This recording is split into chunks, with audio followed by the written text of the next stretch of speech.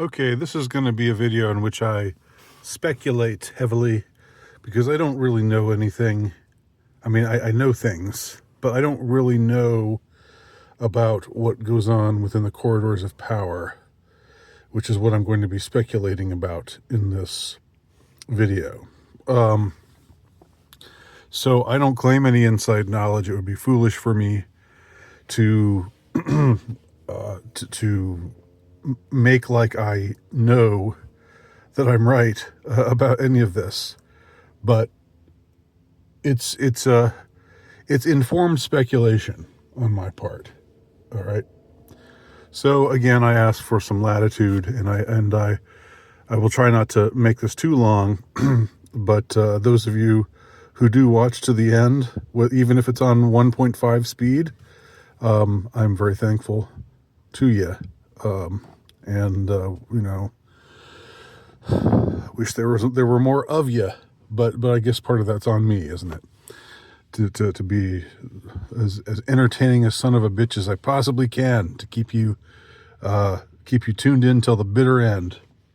So what's going on among our ruling class? What's going on amongst those who actually rule us? Well, here's what I think. I think there are two factions.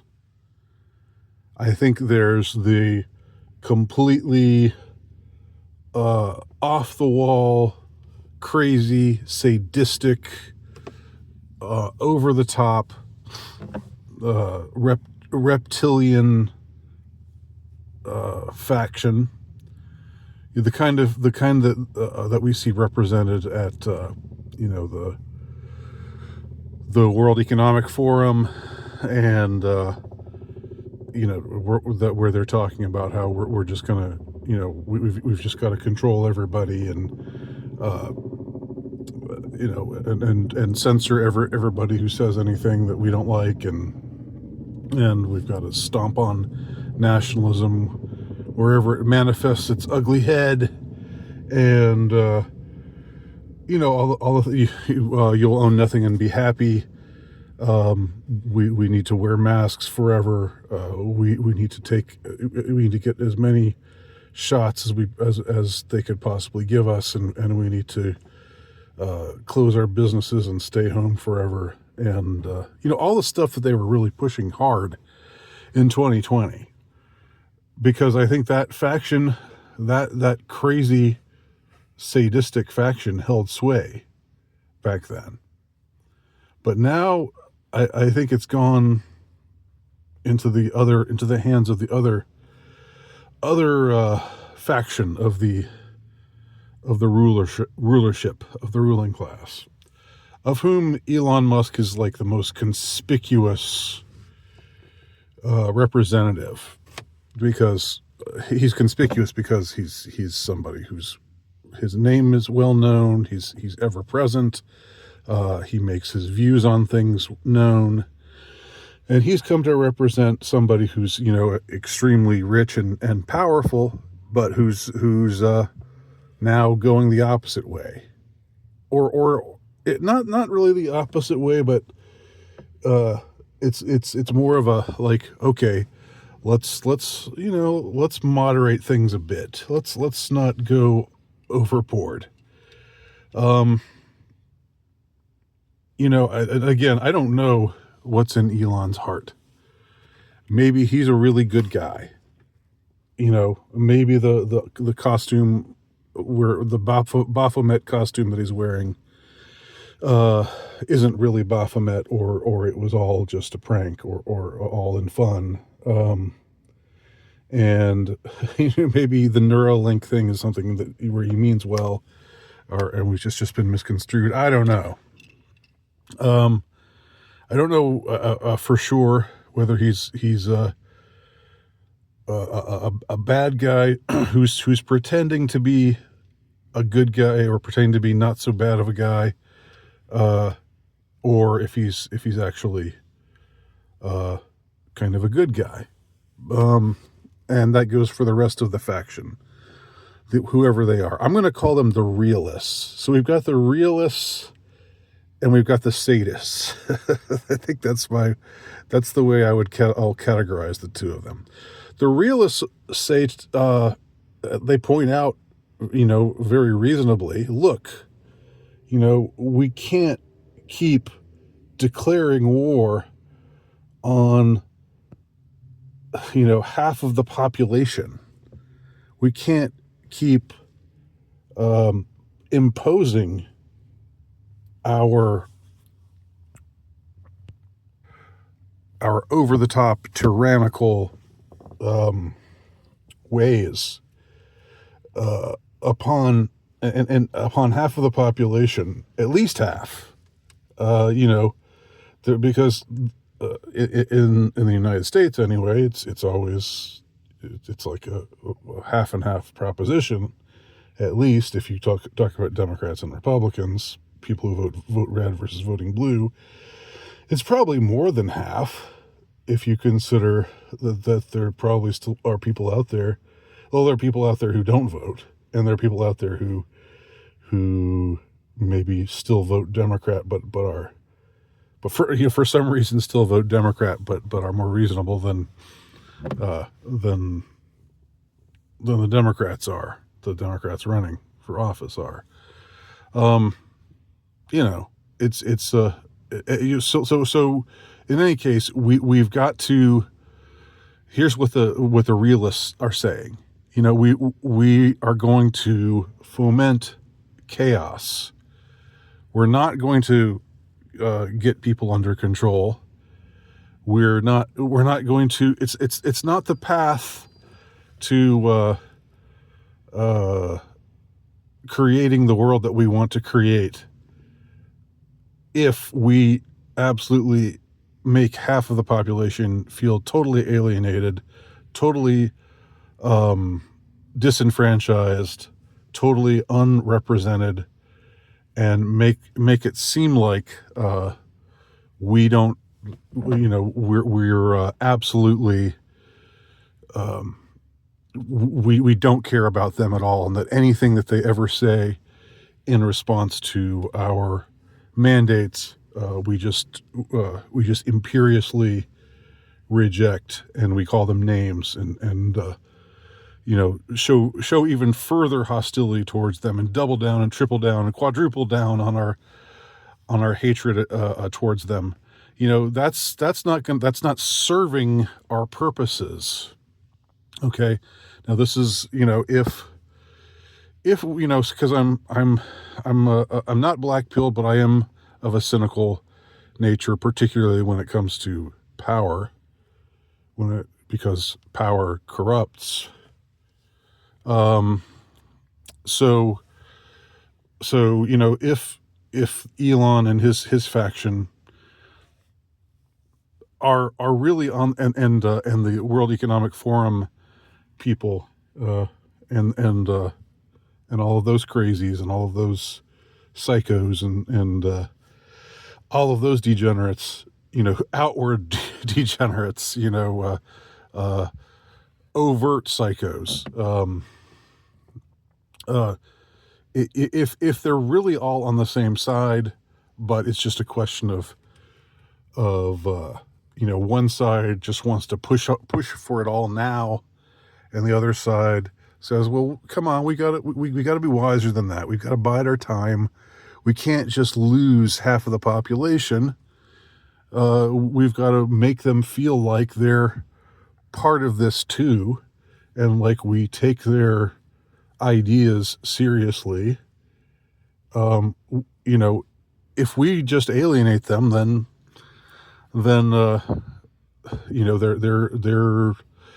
we don't want millions of people out there feeling like they have nothing to lose. That's not going to serve our purposes. If we have, if we make it seem like we care about these people as well, and we want their input, and we don't just, we maybe take a break every now and then from saying that they just always that they're just a bunch of bigots and they always engage in misinformation and and all the things that we tend to say about them. If we can just hide our hatred towards them, again, this is if they're all really on the same side, which is what I'm tempted to believe, just because, not because I know anything, but just because it's my sense that power, human power, is not to be trusted. So we've gotta let them have their little victories. Let them have their and so we've seen things going more in that direction lately. Not just with the election, but with, I've talked about how over the course of the last couple of years, how, oh wow, they're really not like June used to be. I remember maybe 5 or 6 years ago, it was just in your face. There were just gay flags everywhere, rainbow flags, just everywhere. You could not avoid them. You couldn't go out and walk around storefronts without seeing rainbow flags posted in the front. And then I believe it was last year. I believe it was in 2023, in June of 2023. I recorded a video where I was walking through the mall and I was saying, look, there's all these storefronts. It's Pride Month and nobody's flying the flag. Or, I mean, it was only a couple of places that had,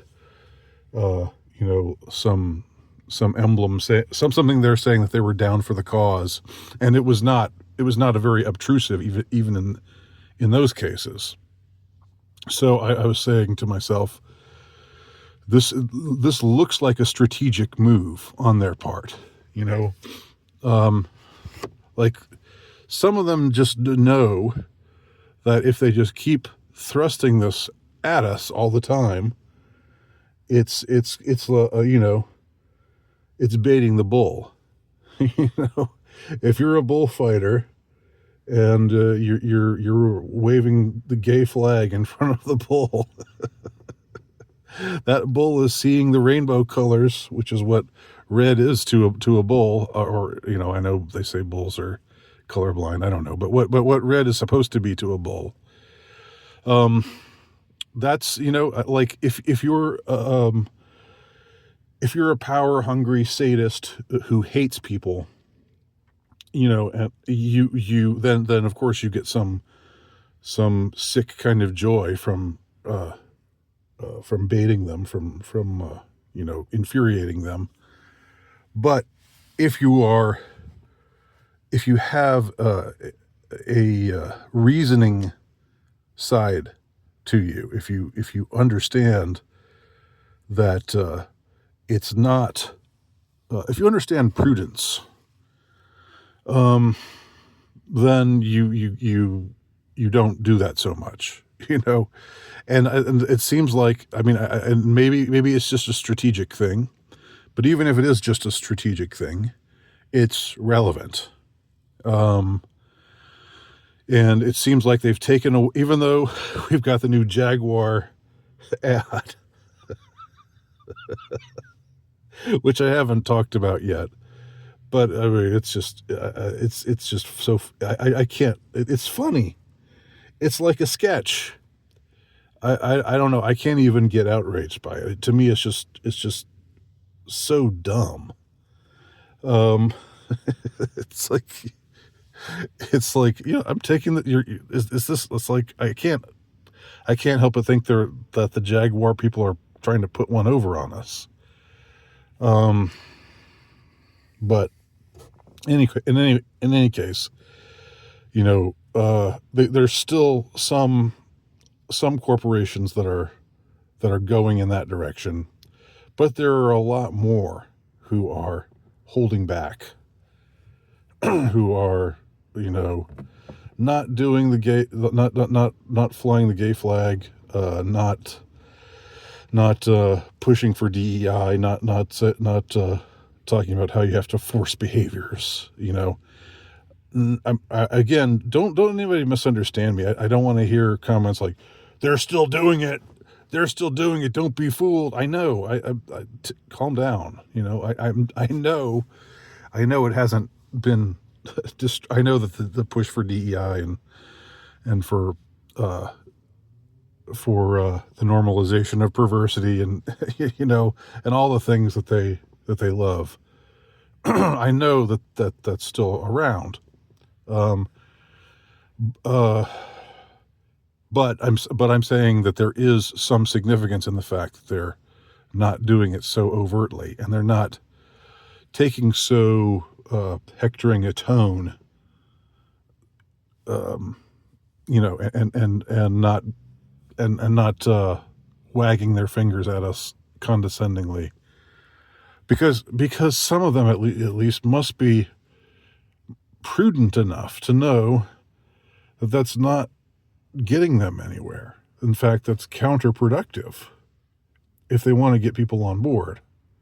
You gotta you gotta catch some of the flies with honey. You gotta, it's in 2020, it was all the stick. It was all stick and no carrot.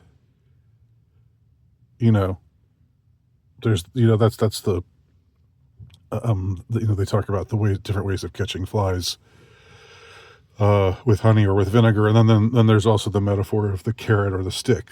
Like, you use the stick to beat somebody with, and use the carrot to say, here's a good thing for you. I'll give you this if you do what I want you to do.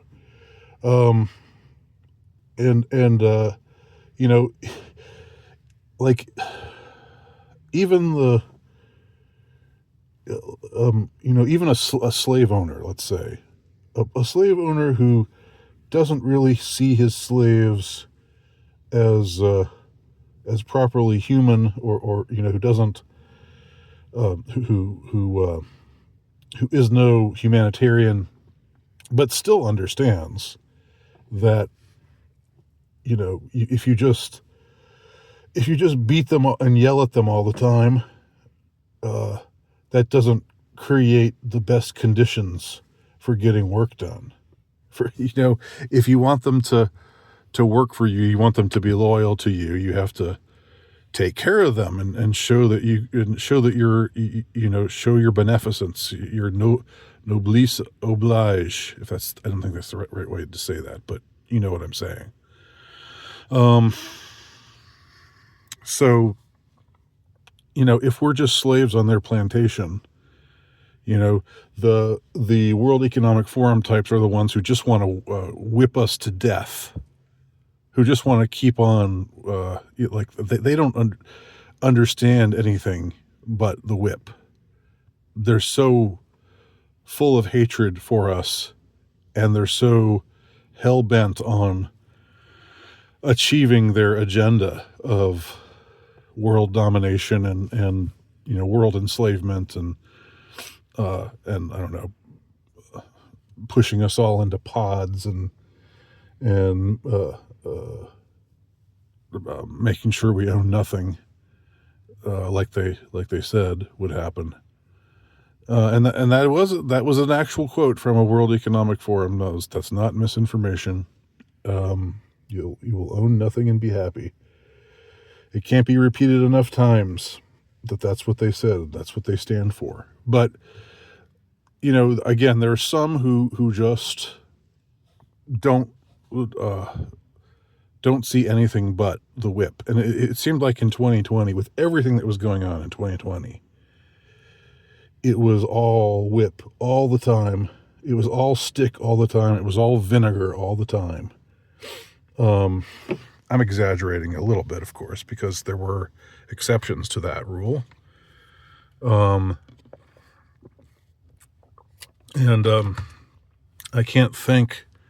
don't usually thank politicians, or think highly enough of politicians to thank them, but sincere thanks to my governor here in Georgia, Brian Kemp. Brian Brian Kemp, is that his name? Shit, might have gotten his name wrong.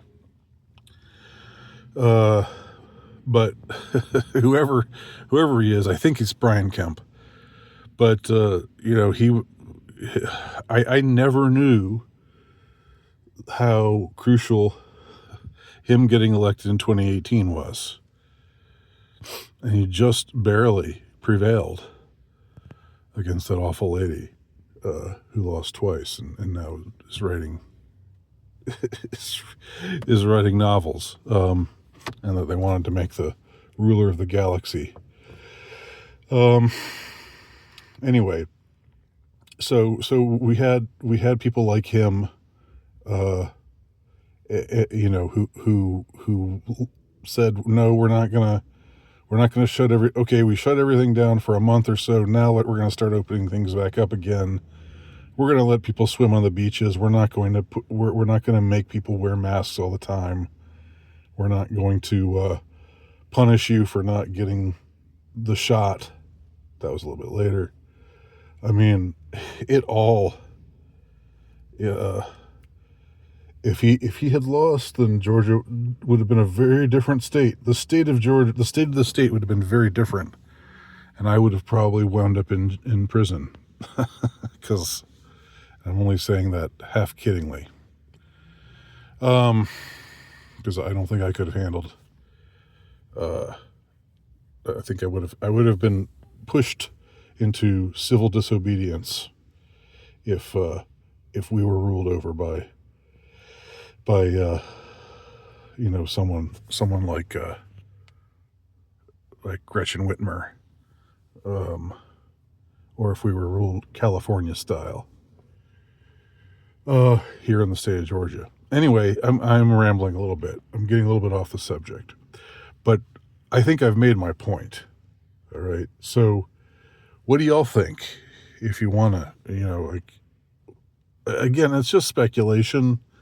I don't even know if it's worth. I mean, maybe if you have some facts, if you know something, you can put two and two together and figure out maybe what's in Elon's heart. I know that the World Economic Forum ghouls. I'm pretty damn sure what's in their hearts is nothing but darkness. But it seems to me that there's another faction, and that faction, the more reasonable faction, the more moderating faction, and maybe possibly, although I'm not banking on this. I would never put money on this. I would never put no, like it says in I think Psalms, put no faith in princes, put no faith in politicians, same thing, or oligarchs, or tech billionaires. Don't put no faith in those those kinds of people. But there's the possibility that maybe Elon means what he says when he says that actually depopulation should not be what we strive for. Actually, we should be having more children, not less. When he came out and said that really caught my interest. That made me perk up my ears, because my entire formulation of how they work, and I've made this point a few times before. I've called it the Nowicki proposition. Is that what binds everything together, what seems to make these globalist, elitist, World Economic Forum types and their lackeys, what really seems to what all of their crusades have in common is they want to depopulate the world. So everything that they push for, from homosexuality to the trans stuff, feminism, to abortion, and so on and so forth. All down the line, it's all to reduce the population, to depopulate. And it was right there in the Georgia Guidestones, which I visited a few times before they were demolished mysteriously. It's right there. Bring the population down to, 500 million? So let's make the world, if what they tell us about the world's population now is true, let's reduce the world's population by something like 95%. I mean, how are they going to do that? Well, everything they push for seems to be, whether it's, us, the junk that they push on us, the bad medicine, the bad food, the wars, everything. What it all seems to have in common is the result will be depopulation. So when Elon said, actually we need more people, not less, that really, again, maybe he's just signaling, something. Maybe he's just trying to be different. I don't know. Again, I'm not saying put your faith in Elon. I certainly don't. But that's going against their core principle. That's really, that's taking a stand against not just saying, not just responding to the various ways that they are trying to make this happen, but responding to what their ultimate goal is, what I think their ultimate goal is. And I think I'm right, because if you consider everything, and I've got another video where I talk about this, and I think I maybe have written about this, that seems to be the common denominator. So that's what I think is going on. The war of the elites. Thanks to everybody who watched this till the end. Tell me where I'm wrong if I'm wrong, and tell me where I'm right if I'm right. And thanks for watching.